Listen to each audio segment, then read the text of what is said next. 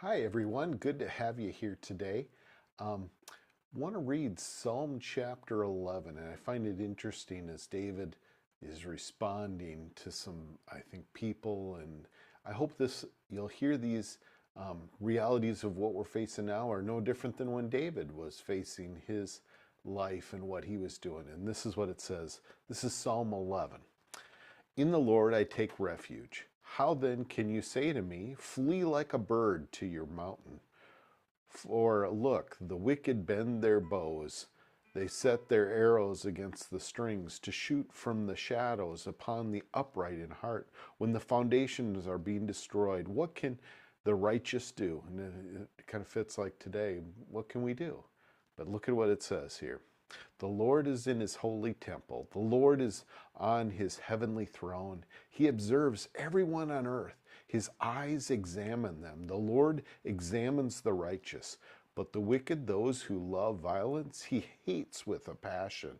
On the wicked he will rain fiery coals and burning sulfur.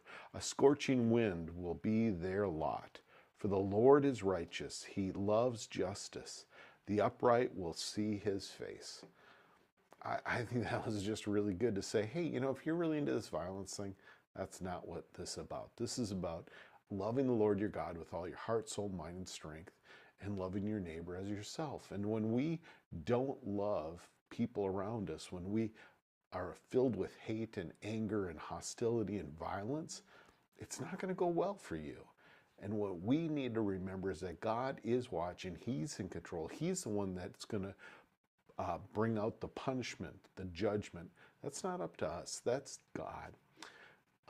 So just want to encourage you to realize that God is there, and we can find our hope in knowing that God will prevail even in the midst of the chaos, in the midst of all that's going on.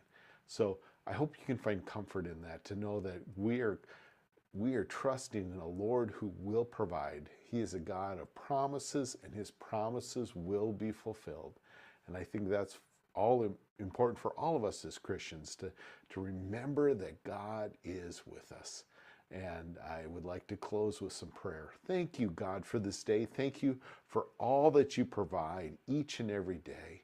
And I pray that your will would be done on earth as it is in heaven.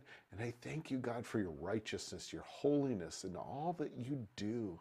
May you be glorified in our midst. And thank you, God, for words of encouragement and words of support, that you know what we're going through, and yet you are there.